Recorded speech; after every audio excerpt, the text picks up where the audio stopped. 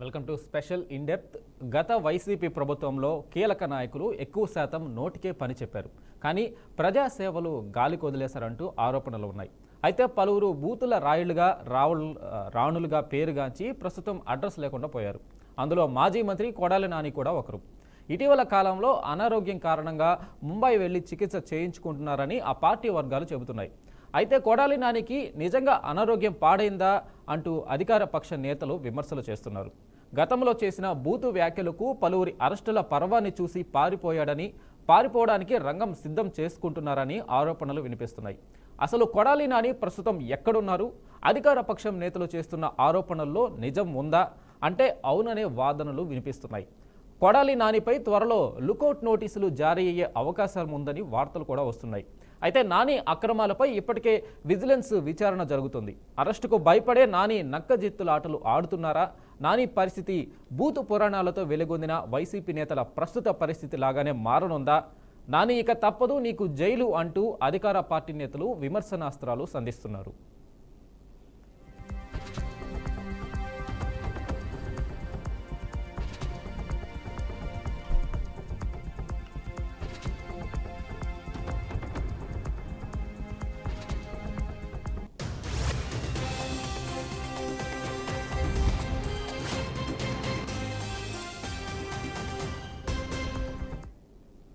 తప్పుడు చిరునామాతో పాస్పోర్టు సృష్టించి విదేశాలకు వెళ్లే అవకాశం ఉన్నందున ఆయనపై చర్యలు తీసుకోవాలని సిఐడి అదనపు డీజీకి కృష్ణా జిల్లా ఎస్పీ ఆర్ గంగాధర్రావు లేఖ రాశారు. దీంతో ఈ అంశాన్ని సంబంధిత అధికారులు పరిశీలిస్తున్నారు.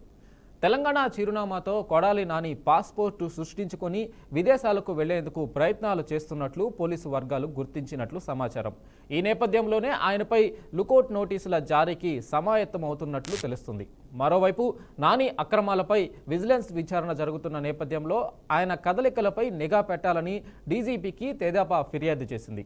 ఈ మేరకు తెలుగుదేశం పార్టీ రాష్ట్ర కార్యనిర్వాహక కార్యదర్శి కనపర్తి శ్రీనివాసరావు ఫిర్యాదు చేశారు.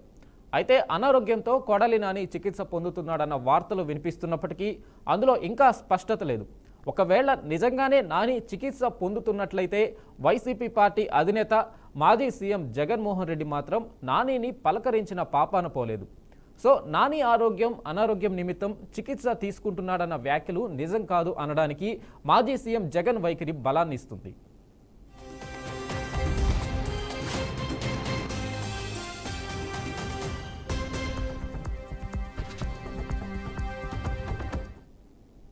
అయితే కొడాలి నాని ఇటీవల ఆరోగ్య సమస్యలతో బాధపడుతున్నట్లు 2025 మార్చి నెలలో గ్యాస్ట్రిక్ సమస్యల కారణంగా హైదరాబాదులోని ఏఐజీ ఆసుపత్రిలో చికిత్స పొందుతున్నట్లు వార్తలు వచ్చాయి. వైద్య పరీక్షలలో గుండె సంబంధిత సమస్యలు గుర్తించబడినట్లు తదుపరి చికిత్స కోసం ముంబైకి విమానంలో తరలించారని తెలుస్తుంది. ఇదిలా ఉంటే మరోపక్క తన కన్ను తననే పొడిచినట్లు కొడాలి నాని వైసీపీ అధినేత వైఎస్ జగన్పై తీవ్ర విమర్శలు చేస్తున్నట్లు ఆరోపణలు వినిపిస్తున్నాయి. 4 సార్లు ఎమ్మెల్యేగా గెలిచి మంత్రిగా చేసిన తనను కనీసం పలకరించేందుకు రాలేదని మండిపడినట్లు సమాచారం. అయితే కొడాలి నాని రాజకీయ జీవితం చూస్తే 2004 సంవత్సరంలో మొట్టమొదటిసారిగా ఈయన గుడివాడ నుంచి తెలుగుదేశం పార్టీ ఎమ్మెల్యేగా గెలిచారు. నందమూరి హరికృష్ణకు నాని మంచి సన్నిహితం ఉంది.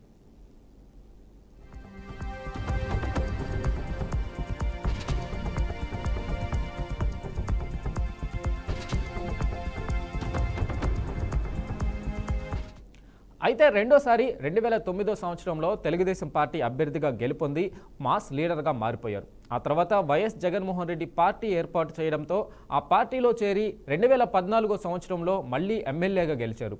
ఆ తర్వాత మంత్రిగా మారిన కొడాలి నాని బూతు పురాణాన్ని అందిపుచ్చుకున్నాడనే చెప్పాలి.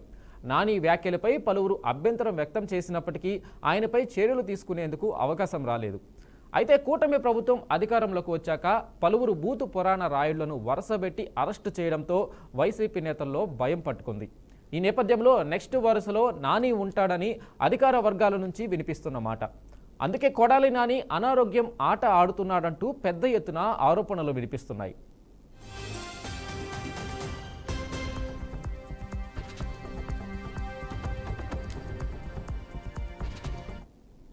ఇక ఇదే అంశంపై మనతో మాట్లాడడానికి అనలిస్ట్ వెంకటేశ్వరరావు గారు ఉన్నారు. సో ఆయనతో మాట్లాడతాం. వెంకటేశ్వరరావు గారు నమస్తే అండి.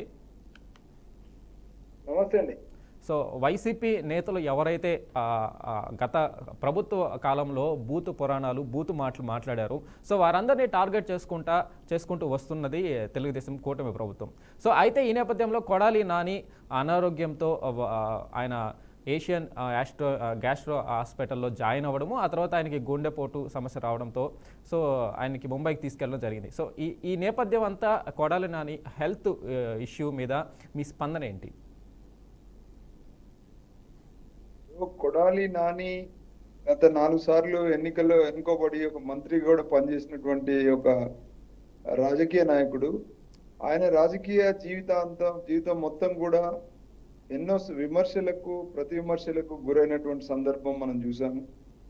అయితే ఈరోజు ఆయన ఒక ప్రతిపక్ష పార్టీ నాయకుడిగా ఉండడం, మరి ఇప్పుడున్నటువంటి ఈ పరిస్థితిలో ప్రజల అటెన్షన్ కోసం ఆయన పదే పదే ఎంచుకున్నటువంటి విమర్శల పర్వం లేదా బూతు పురాణాల పర్వం వల్ల కొంత అధికార పార్టీ కూడా ఇబ్బంది, అంటే దాన్ని అసందర్భమైనటువంటి విషయాలలో మాట్లాడుతున్నటువంటి అంశము, సోషల్ మీడియా అటెన్షన్ డ్రాగ్ చేయడం కోసం మాట్లాడుతున్నటువంటి అంశాలు మీద అధికార పార్టీ కూడా తీవ్రంగా స్పందించడం, మరి ఇలాంటి అంశాలు ఈరోజు వైసీపీ పార్టీ నాయకుల మీద కూడా అందరి మీద కూడా జరుగుతున్నట్టు మనందరం చూస్తున్నటువంటి విషయం. అయితే ఈరోజు ఎందుకు ఈ పరిస్థితి వస్తుందంటే, ప్రజల్లో వీళ్ళు ఇలాంటి నాయకులు అందరూ కూడా, అంటే వీళ్ళే కాదు అన్ని పార్టీలలో ఉంది, ఇక్కడ వైసీపీలో కొద్దిగా ఎక్కువగా ఉంది.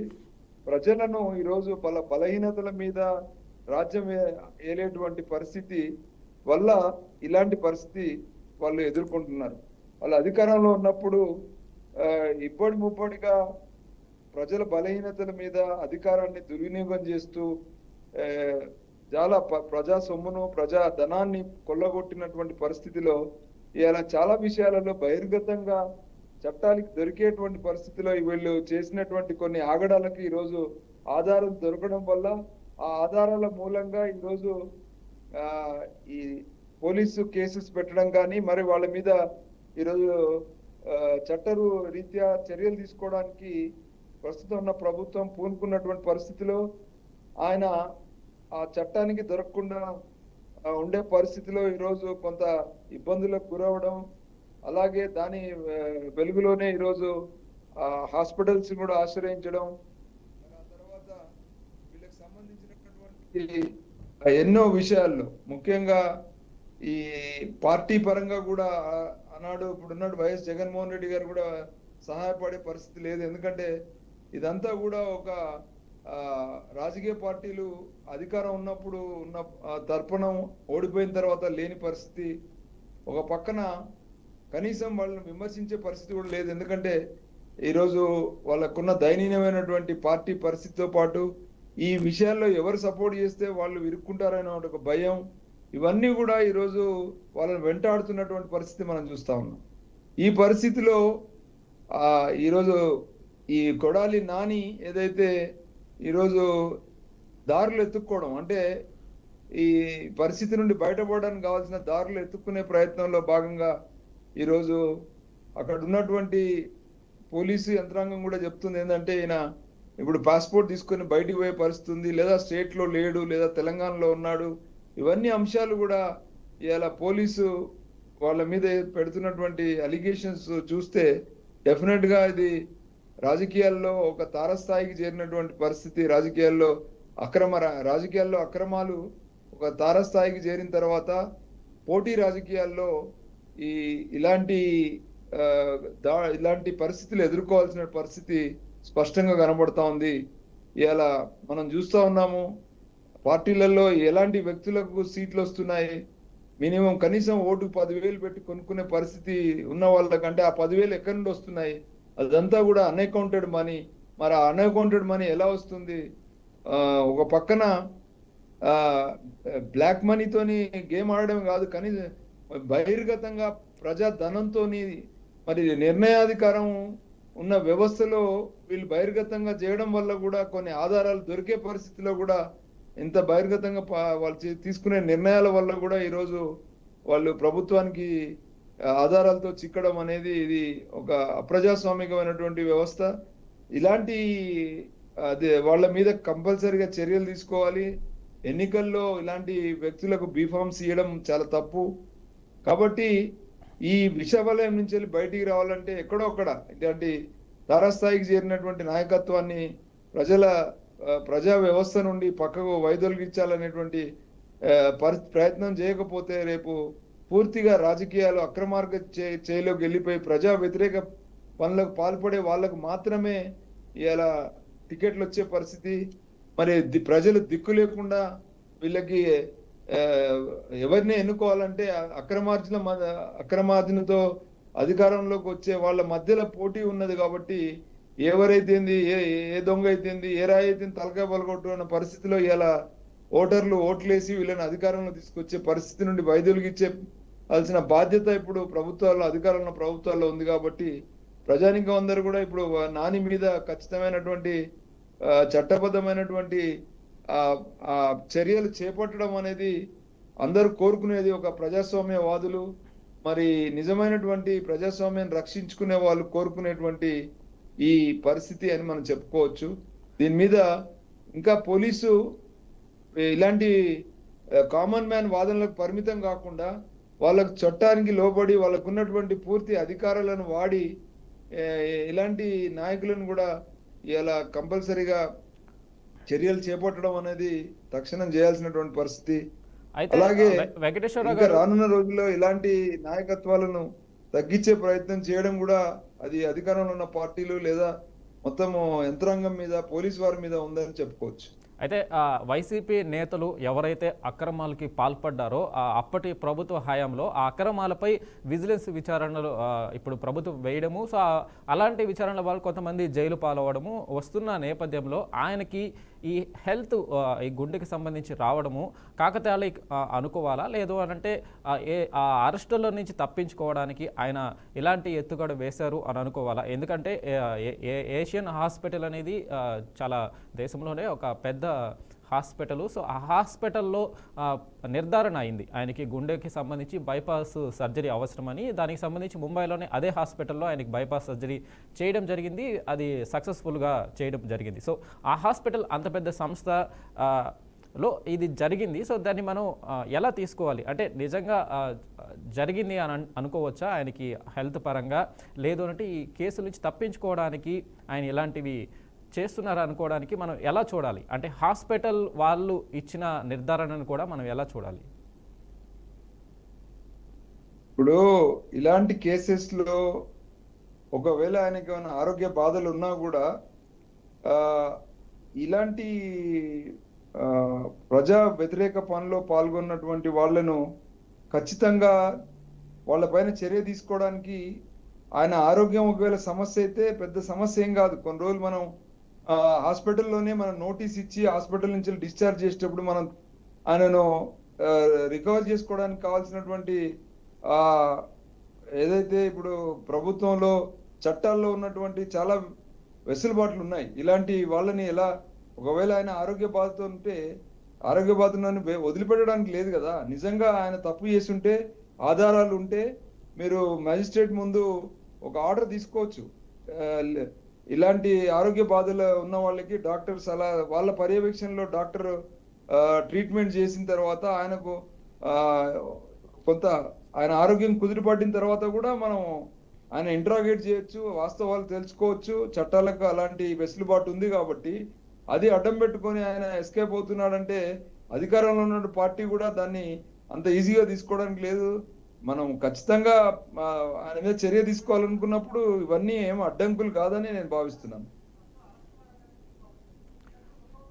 సార్, ఇప్పుడు ఆ కొడాలి నాని మీద ఏదైతే కేసులు ఉన్నాయో ఆ కేసులన్నీ విజిలెన్స్ విచారణ దశలోనే ఉన్నాయి. సో ఈ నేపథ్యంలో ఆయనకి బయట దేశాలకి వెళ్ళిపోతారు అన్న సమాచారం అందడంతో ఆయనకి లుకౌట్ నోటీసులు జారీ చేసే అవకాశం ఉన్నట్టు తెలుస్తుంది. సో ఆల్రెడీ ఇచ్చినట్టుగా కూడా మనకు సమాచారం అందుతుంది. సో ఇలాంటి నేపథ్యంలో లుకౌట్ నోటీసులు ఇవ్వచ్చా? అంటే విచారణ దశలో ఉన్నప్పుడే లుకౌట్ నోటీసులు ఇవ్వచ్చు అంటారా? ఖచ్చితంగా, ఎందుకు ఇవ్వకూడదు? ఇప్పుడు ఈరోజు ఇలాంటి చాలా కేసులలో మనం చూసాము. నిజ నిర్ధారణ తీసుకోవాల్సినటువంటి ఇంట్రాగేషన్ చేయాల్సిన సమయంలో పారిపోయి విదేశాలకు పోయిన వాళ్ళు చాలా మంది ఉన్నారు కదా.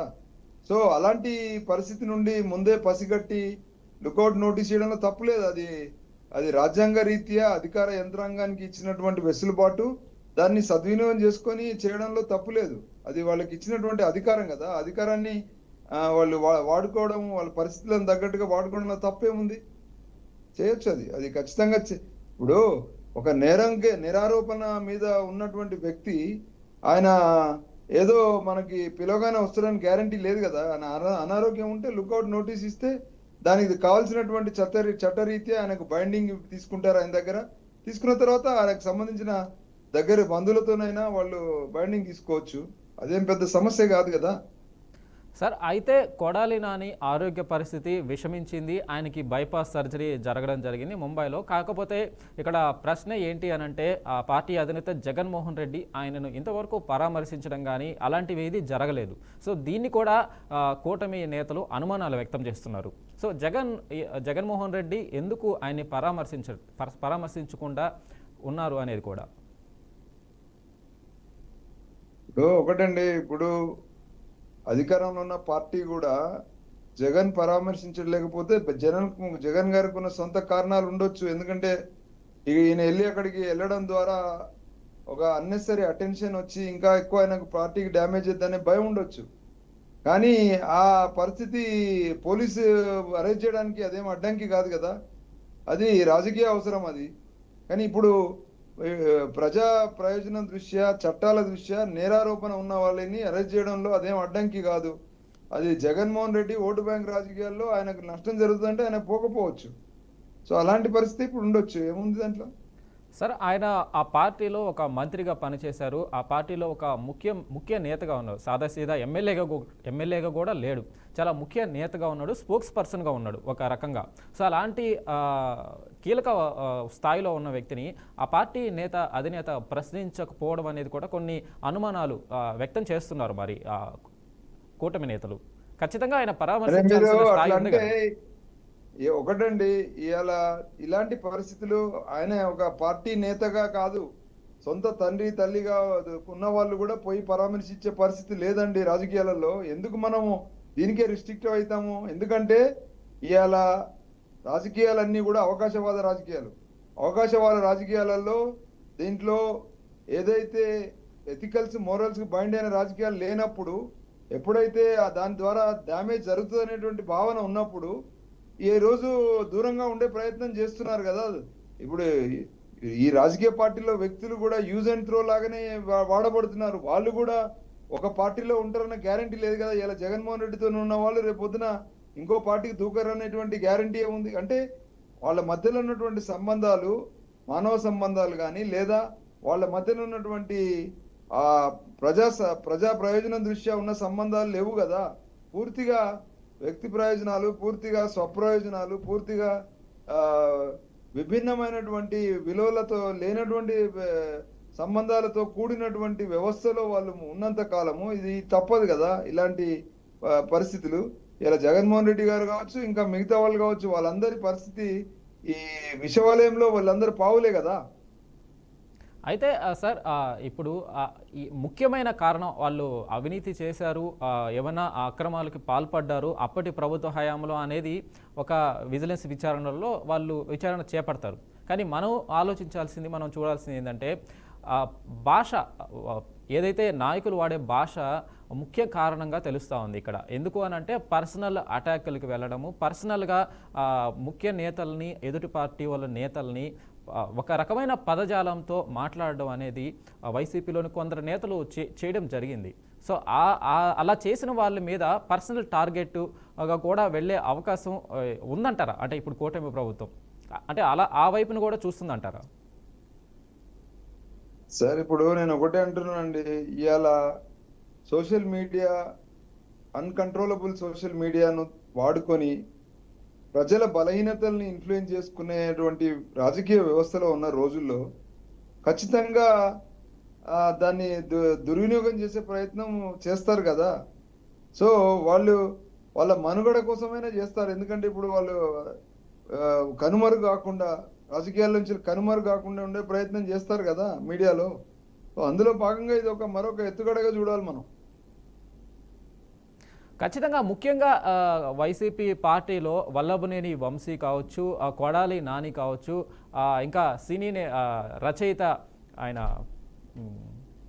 అరెస్ట్ అయ్యారు రీసెంట్గా సినీ రచయిత ఆయన కూడా కావచ్చు. వీరందరూ ముఖ్యంగా వారు రాజకీయాలను పక్కన పెట్టి పరుష పదజాలు వాడడం కానీ, సో ఒక రకమైన బూతులు మాట్లాడడం కానీ జరిగింది. సో వీరిలో ఇద్దరు జైలుకు వెళ్ళడం జరిగింది. సో మిగిలినది కొడాలి నాని. ఖచ్చితంగా ఇతను ఏదైతే వంశీ అనుభవిస్తున్న జైలు శిక్షతో పాటు ఈయన కూడా వెళ్ళే అవకాశం ఎంతవరకు ఉందంటారు? ఇప్పుడు ఒకటండి, వీరందరి యొక్క మూలాలు ఒకటే కదా. ఈరోజు వీళ్ళందరూ కూడా ప్రజా ప్రయోజన రాజకీయాల కన్నా సెన్సేషనల్ పాలిటిక్స్. అప్పుడు ఏదైతే వాళ్ళు వైసీపీలో ఒక వాయిస్ ఆఫ్ దిస్ పార్టీగా వ్యవహరిస్తూ ఇవాళ వాళ్ళు పార్టీ ప్రయోజనం ఎంత, వాళ్ళ వ్యక్తి ప్రయోజనం ఎంత, ప్రజా ప్రయోజనం ఎంత అని మనం బేరీ చేస్తే ప్రజా ప్రయోజనం శూన్యం. పార్టీ ప్రయోజనం కావాలి లేదా వ్యక్తి ప్రయోజనం కావాలి. పార్టీ ప్రయోజనం ఎప్పుడైతే ప్రజా ప్రయోజనం సంబంధం లేకుండా ఉంటుందో ఇలాంటి పరిస్థితుల్లోనే మనం చూస్తాము. ఇప్పుడు ఆ పరిస్థితులకు వీళ్ళేం అతీతులు కాదు. వీళ్ళు ఆల్రెడీ ఇలాంటి పరిస్థితులు చాలా సందర్భాలలో వీళ్ళు తీసుకున్నటువంటి అవలంబించినటువంటి పద్ధతులు ఇవాళ చాలా మందికి ప్రజలకే కాదు, అపోజిషన్ పార్టీలో ఉన్నప్పుడు లేదా అధికార పార్టీలకు కూడా ఇబ్బంది కలుగుతున్నప్పుడు ఆ పార్టీలు ఇలా స్పందించడం అనేది సహజం. అయితే నేననేది ఏంటంటే, ఇప్పుడు ఆ పార్టీలో కూడా అందరు కరెక్ట్ ఉన్నారంటే కాదు, కానీ ఈ విష సంస్కృతి ఎక్కడో దగ్గర దీని యొక్క అంతం జరగాలంటే ఈ పోటీ, ఏదైతే ఈ నెగిటివ్ పోటీ ఉందో ఇది శృతి మించిన తర్వాత తప్పనిసరిగా దీన్ని అరెస్ట్ చేయాల్సిన పరిస్థితి వాళ్ళ మధ్యలో పోటీయే క్రియేట్ చేస్తుంది. కాబట్టి ఆ నెగిటివిటీ ఎక్కువైపోయిన తర్వాత ఖచ్చితంగా ఏదో ఒక వర్గం దాన్ని తుడిచిపెట్టే ప్రయత్నంలో భాగంగా ఇలాంటి చర్యలకు చేపడతారనేది మనకు అర్థమవుతుంది. ఖచ్చితంగా సార్, ఇప్పుడు ఏదైతే బూతులు మాట్లాడే నేతలు ఉన్నారో, సో ప్రజల్లో పలుకుబడి పెంచుకోవడానికి కావచ్చు, పార్టీ అధినాయకత్వాన్ని మెప్పించడానికి కావచ్చు, ఇలాంటి బూతులు మాట్లాడిన తర్వాత కూడా ప్రజలు ఓడించారు. సో దీన్ని చూసైనా సరే ఇక ముందు రాజకీయ నేతలు, ఇప్పుడు కూటమి ప్రభుత్వంలో ఉన్నవారైనా సరే అలాంటి మాటలు మాట్లాడకుండా కాస్త సెన్స్తో మాట్లాడే అవకాశం ఉందంటారా ఇక నుంచి అయినా సరే? ఆ పరిస్థితి లేదండి. ఎందుకు లేదంటున్నానంటే, వాళ్ళు ఈరోజు ఈ మాటల యుద్ధము తగ్గిస్తేనో పెరుగుతేనో వాళ్ళ ప్రాబల్యము ప్రజల్లో ఉంటుందని వాళ్ళు నమ్మడం లేదు. వాళ్ళు ఎంతసేపు సెన్సేషనల్ రాజకీయాల్లో ఉంటూ ఎలక్షన్స్ రాగానే డబ్బులు ఇచ్చేసి పార్టీలకి పెట్టుబడి పెట్టి ఒక వ్యాపారంగా మార్చారు. వాళ్ళకు ఉన్నటువంటి అక్రమ డబ్బులు ఈరోజు మాట్లాడుతూ ఉన్నాయి. ఆ అక్రమ డబ్బులకు కావాల్సింది ఏంటంటే కొంతకాలం వరకు ప్రజల్లో తమ యొక్క ఉనికిని చాటుకోవడం, ఉనికి చాటుకున్న తర్వాత అవకాశం కోసం వేచి చూడడం, అవకాశం రాగానే ఇమీడియట్ గా డబ్బులు పోసి మళ్ళీ టికెట్లు కొనుక్కున్న తర్వాత మళ్ళీ ఓటుకు 10,000 రూపాయల వరకు కొనుక్కోవడం. ఇదంతా కూడా అంతర్గత ప్రజాస్వామ్యం లేని రాజకీయ పార్టీలు. పార్టీ ఫండ్ ట్రాన్స్పరెంట్ గా ఉండదు. ఇలాంటి పార్టీలు ఈరోజు ఇలాంటి దుశ్చర్యలకు పాల్పడడం అనేది ఒక ఆనవాయితీగా మారిపోవడం, దీనికి విధిలేని పరిస్థితిలో ప్రజలు కూడా అన్ని పార్టీలలో ఇంచుమించు ఇలాంటి వ్యక్తులను, అంటే ఆయా సందర్భాలలో మంచి దొంగ అందరు దొంగలే కానీ మంచి దొంగ ఎవడు చెడ్డు దొంగ ఎవడు అని కంపారిటివ్ ఆ టైంలో ఉన్న పరిస్థితులను బట్టి, పార్టీని బట్టి, ఒక వ్యక్తిని కాకుండా ఓవరాల్ గా ఆడ ఉన్న రాజకీయ పరిస్థితిని, ఆడకున్న ఆల్రెడీ ఎగ్జిస్టింగ్ గవర్నమెంట్స్ లో ఉన్నటువంటి వ్యతిరేక భావన కావచ్చు లేదా కూటముల ప్రభావం కావచ్చు, ఇలాంటి పరిస్థితులు దృష్ట్యా వీళ్ళను పర్టికులర్ గా ఒక వ్యక్తిని చూసి అయితే రాజకీయం నడవడం లేదు. పార్టీ అధ్యక్షులను, కూటములను, లేకపోతే అప్పుడున్న పరిస్థితులను చూసి ఎన్నుకోవడం జరుగుతుంది. కాబట్టి ఇలాంటి చర్యలకు అనునిత్యం చేపడుతున్న వాళ్ళు మనుగడ చెందుతున్నారు కాబట్టి వాళ్ళు ఈ జర్నీని కంటిన్యూ చేస్తున్నారు. Okay, right. Thank you Venkateswararao గారు మీ అభిప్రాయం తెలియజేసినందుకు. సో కొడాలి నాని ఏదైతే ఆరోగ్య సమస్యల రీత్యా ముంబైలోని ఏషియన్ హాస్పిటల్లో ఆయన సర్జరీ చేయించుకోవడం జరిగింది. ఈ నేపథ్యంలో విజిలెన్స్ విచారణ కొనసాగుతున్న దశలో ఆయనకి లుకౌట్ నోటీసులు కూడా జారీ చేయడం జరిగింది. అంటే దేశం విడిచి వెళ్లకుండా ఉండాలని నోటీసులు కూడా జారీ చేయడం జరిగింది. సో ఈ నేపథ్యంలో కొడాలి నాని అరెస్టు ఎంతో కాలం ఆగదు అనేది కూడా అభిప్రాయాలు వ్యక్తమవుతున్నాయి. సో ఇది ఇవాల్టి special in depth. So keep watching BRK news.